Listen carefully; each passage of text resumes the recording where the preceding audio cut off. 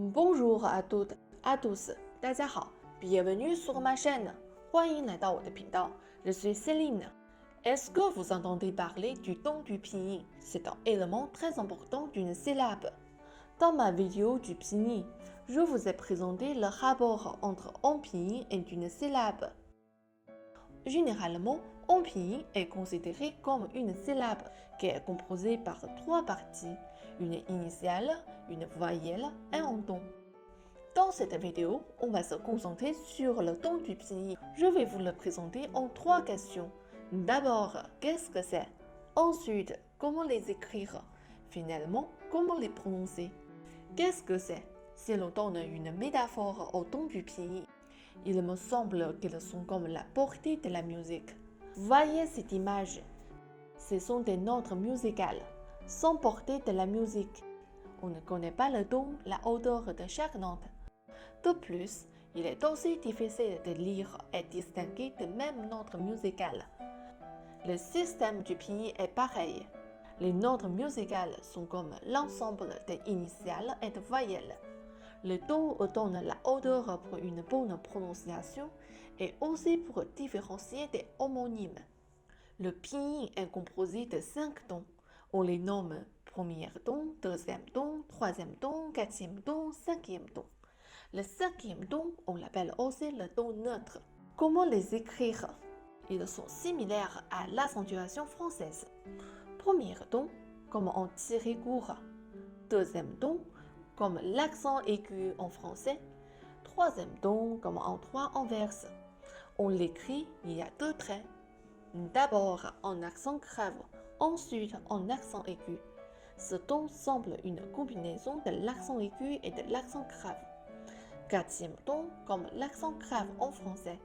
Cinquième ton, vous ne voyez rien, car il n'y a pas d'accent sur la lettre. On l'appelle le ton neutre. Comment les prononcer? On prend la voyelle du pinyin A comme en exemple. On le marque ces 5 tons. A au premier ton, on ouvre la bouche assez grande que possible. C'est le même comportement lors de la consultation chez le dentiste. A, A, A, A au deuxième ton, on montre le son. Il semble dire « Je suis étonné ». A, A, A. A au troisième ton, la prononciation fait un virage. On voit cette image. On est à pic de la montagne russe. On descend maintenant. A, A, A, A, A. A au quatrième ton, le son descend rapidement. On imagine que quelqu'un glisse sur une peau de banane par hasard. Il dit A, A, A. A au cinquième ton, il prononce légèrement et court, comme le premier ton. A, A, A. Maintenant, on fait un petit exercice pour l'entraînement. D'abord, j'ajoute la lettre M avant A. La lettre M, on prononce M comme d'un mot. Essayez de prononcer ces 5 tons.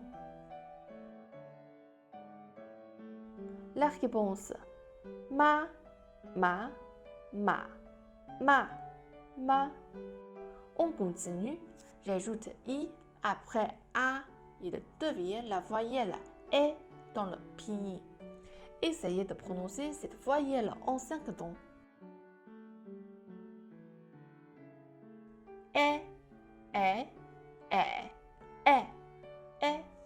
Finalement, essayez de prononcer ce pinyin en 5 tons.